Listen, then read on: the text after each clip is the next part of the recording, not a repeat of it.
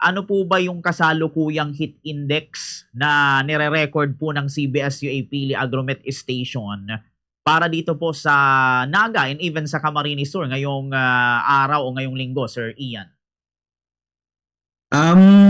Napapansin ko sir sa inyong monitor po ay meron na po tayong heat index no at saka temperature. Tama po ba sir? Yes po. Ito.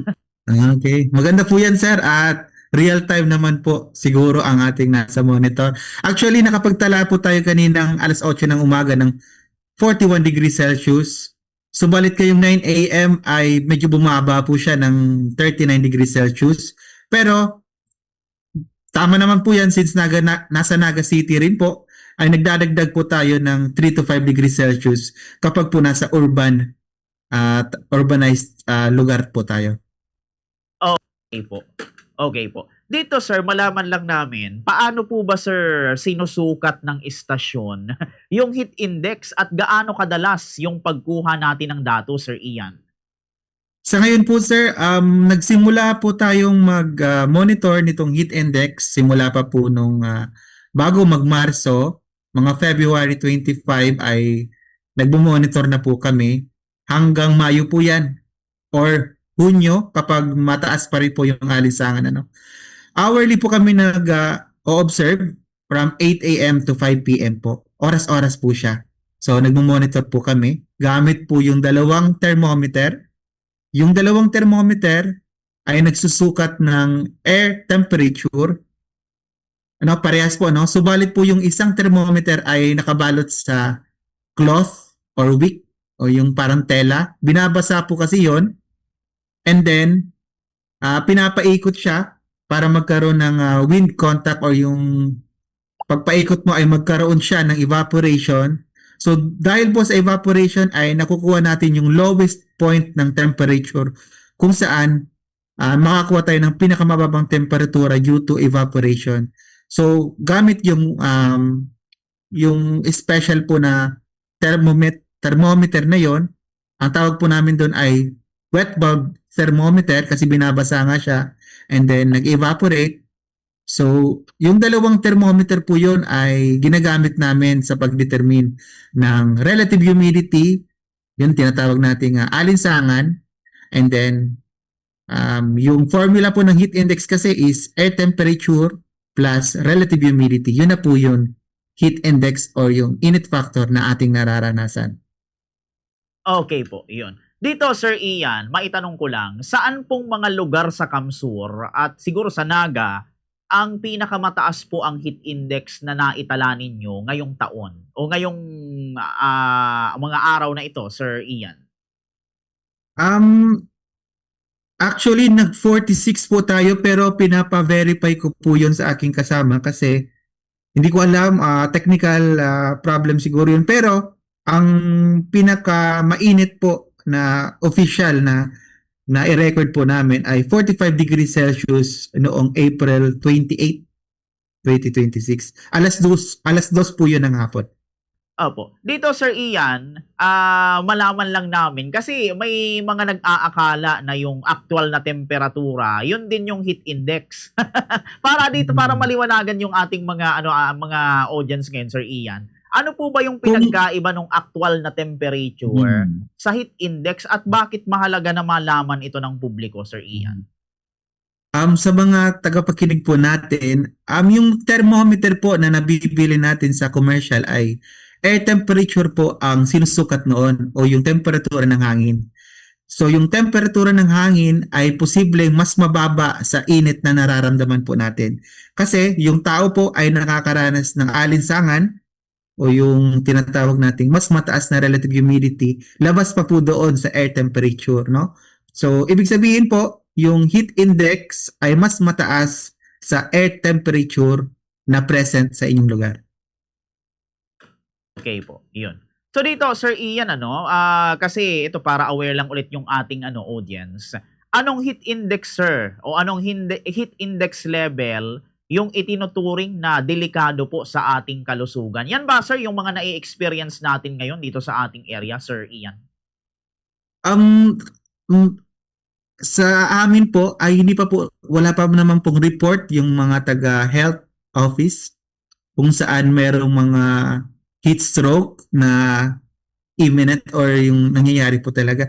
I do not know kung may nabalita na, pero dito po sa ipipresent ko sa inyo, sana, share screen po ako, ipapakita ko lang kung ano yung imminent danger na level po ng heat index natin. Sabihin ko na po sir kung ano po yung mga dapat abangan po natin kapag may mga heat index po tayo na umaabot sa ganitong category, no? So kapag yung reported po na forecast namin ay 27 to 32 degrees Celsius, ang epekto po niyan sa body ay fatigue at mga posibleng exposure sa mga aktibidad o sa araw, no? O may mga activity tayo sa 11 a.m. hanggang alas 2 ng hapon. Kapag patuloy po tayo na-expose sa araw, ay possible po tayong fatigue or manghina yung ating katawan. Possible din po yung paghinga natin ay kapos, no? Kasi mas mababa na yung oxygen level, no? Or yung tinatawag natin na pag mataas yung alinsangan kasi na kumukonti yung oxygen, no? So kinakapos tayo sa paghinga. Continuation po ng activity natin na nakapag-expose po tayo sa araw ay maaari rin po tayong makaranas ng mga heat cramps kapag ang temperatura po natin ay 27 to 32 degrees Celsius, no? So isa pa lang po 'yan. So meron pa pong kapag nag-forecast naman kami ng 33 to 41 degrees Celsius, extreme caution na po 'yon, no? So kapag labis po yung exposure natin sa araw, possible po tayong magka-stroke, no? At sumusunod pa po dyan yung danger na 42 to 51 degrees Celsius.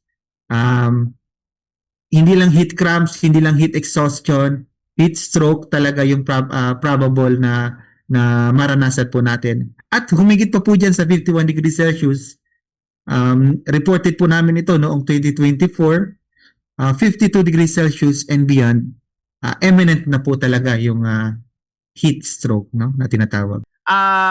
May nakikita ba kayo sir na trend sa pagtaas o pagbaba ng heat index sa Naga at Kamsur kumpara sa mga nakaraang taon, Sir Ian? Sa ngayon po ay mas mababa po yung mga heat index na namomonitor namin kaysa noong 2024. Pero mas mataas po tayo ngayon kaysa 2025 or last year. Kasi meron po tayong pre-developing El Nino ngayon taon. So mas mataas po kaysa sa nakaraang taon po yung heat index po natin. Okay po. Okay. So, kumusta dito sir ang update dito sa El Nino phenomenon na ito? Kailan ba ito sir parang tatama sa atin? Ang El Nino o talagang meron ng El Nino, Sir Ian? Sa ngayon po ay nasa El Nino alert pa rin po tayo. So possible sir na nakikita po ng ating mga kasamaan o mga climate experts na mas mataas talaga yung chance na magkaroon ng El Nino ngayong katapusan ng taon or early next year. Pag sinabi pong El Nino alert, ano po ba ang ibig sabihin nito, Sir Ian? El Nino alert, galing po siya sa issuance na El Nino Watch. Ang El Nino Watch ay ikukumpara natin sa Ready Set Go, no? Yung El Nino Watch ay ready. So nire-ready po ang ating mga community na possible na magkaroon ng El Nino.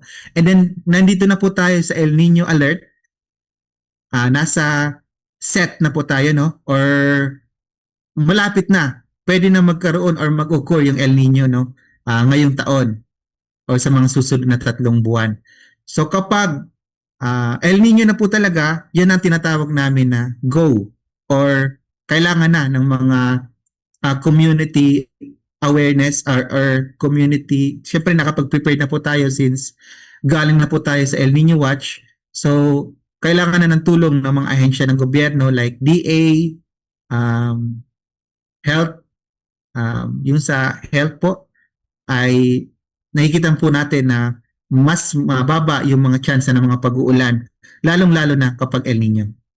Sa mga susunod sir na araw, ano pa ba yung mga siguro mga ine-expect natin Sir Ian na magiging level ng ating heat index? Aabot pa kaya sir sa 44, 45, 46 o lalagpasan pa ito Sir Ian o hindi na po Sir Ian Neil?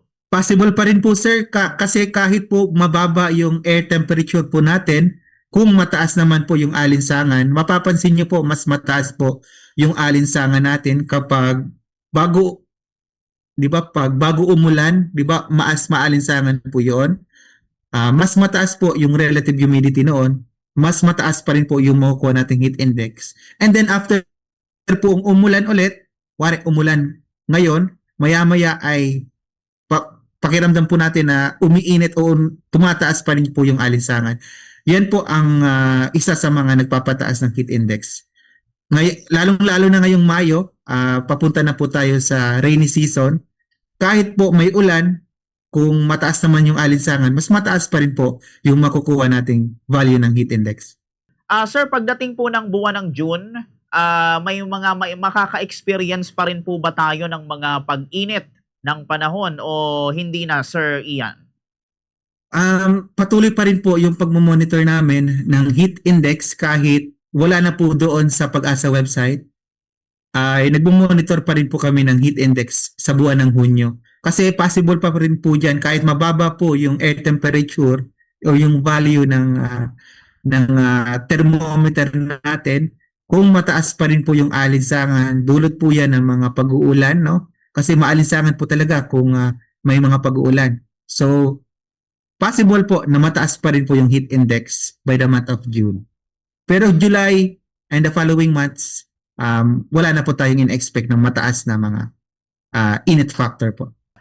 Sir, yung syempre El Nino alert pa rin po tayo.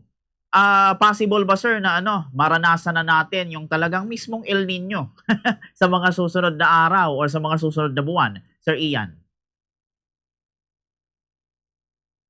El Nino or nasa El Nino alert po tayo. And then yung panahon po natin ay malapit na po sa rainy season, no? So kasi patapos na po tayo sa araw na mga araw na tag-init. So possible po na mas baliktad po yung maranasan natin, no, sir?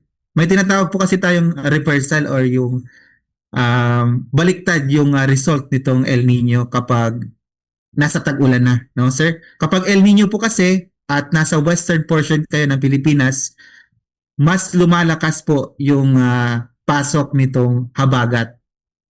So, kung yung iba hindi pa alam, may tinatawag po kasi tayong enhanced southwest monsoon. Since papasok na po to, inaasahan na po natin na pupunta na po tayo sa araw ng o yung buwan na habagat.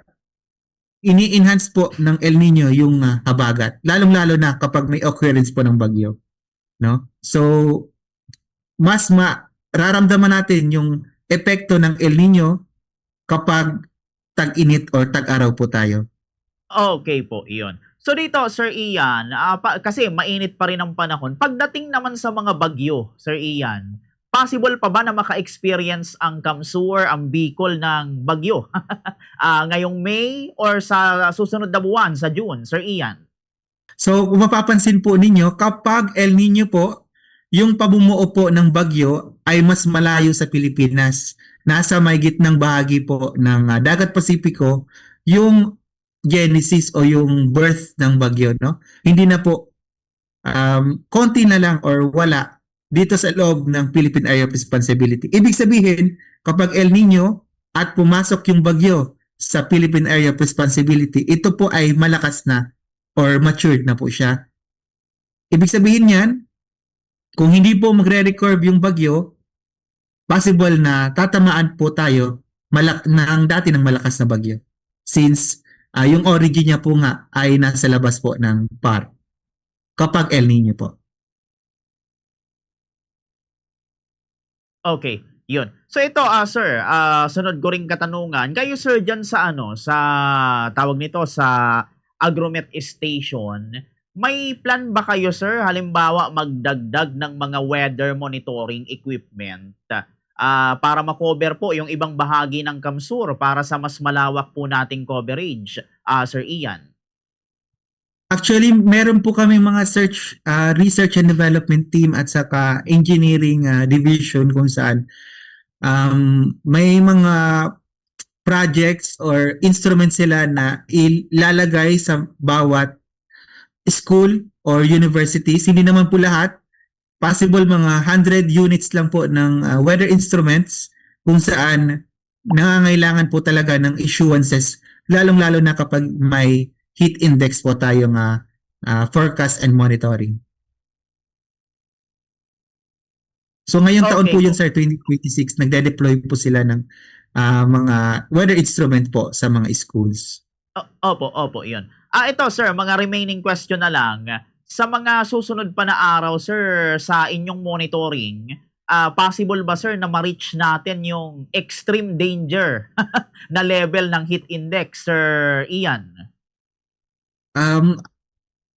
Possible po sir, kaso nakikita ko po yung trend po na pagtatala namin araw-araw. Ang pinakamainit po kasing temperatura na nakukuha namin dito sa Camarines Sur at sa mga historical data po dito. First half po ng May ang may pinakamataas na temperatura. So ngayon po ay May 21 na. So nasa pangatlong linggo na po tayo ng Mayo. So naabot na po natin yung ini-expect nating peak ng temperature. Pero hindi pa rin natin ni-ruled out na possible po na may na tumaas pa rin po yung value ng heat index sa mga susunod pang araw. Pero sa ngayon po, since nasa third week na nga po tayo ng May, yung normal trend po niya ay pababa na po ng pababa. Pero wag po natin nga isa walang bahala na. Possible pa rin na magkaroon po tayo ng peak na heat index or umabot pa sa 49 to 50 degrees Celsius yung heat index. Okay po yon. Very well said, Sir Ian. So at least na-inform kami dito sa mga mangyayari pa sa mga susunod na araw in terms of heat index. Pero sige sir, bago tayo magtapos sa ating interview, ano na lang sir yung inyo pong maipapayo or maiiwan na mensahe especially sa mga kababayan po natin dito sa Kamsur. Lalo ngayon talagang napansin ko sir, talagang nagbabaga yung init pagka lumabas ka ng bahay. Sige sir, ano ang inyong maipapayo sa atin pong mga nakikinig, nanonood in terms of heat index na nararanasan po natin ngayon? Sir Ian. Hello po sa ating mga kababayan, ka-Bicol po dito sa Camarines Sur. Kapag po may mga lakad po tayo, lalo-lalo na yung iba, may mga naliligo pa rin po sa beach. Asahan po natin na same yung weather natin ngayon at sa mga susunod na araw, lalong-lalo na sa Saturday and Sunday. Actually, may mga pag-uulan pa rin po tayong mararanasan pero hindi naman po yan malakas, no? Lalong-lalo na sa hapon sapagkat kapag easterlies po kasi ay meron po tayong mga thunderstorms, no? Yung po yung mga pag-uulan na hindi lalagpas sa isang oras, no? So, mga trace po yan ng mga pag-ulan. Kapag umaga po na may mga activity kayo, lalong-lalo na sa school or yung ating mga trabahante, mga construction worker or mga traffic enforcer, mas maganda po, limitahan po natin yung exposure sa araw sapagkat yun nga, nararanasan naman po nating lahat na masakit sa balat at nakaka-dehydrate po talaga yung init ng araw ngayon, no? So, bawas-bawasan po natin yung mga exposure sa araw or mga activity natin, no? Ng 10 a.m. hanggang 3 p.m. So, kung pwedeng gawin ng hapon, gawin na lang po natin sa malilim na lugar. And then, yung mga suot po natin ay sana po nasa makomportable pong damit. Yung mga cotton or light colors po na damit, mas maganda po yun yung ating gamitin. And then, wag nyo po rin kalimutan na magdala ng payong sapagkat may mga isolated thunderstorms and rain showers po tayong mararanasan kapag po hapon na.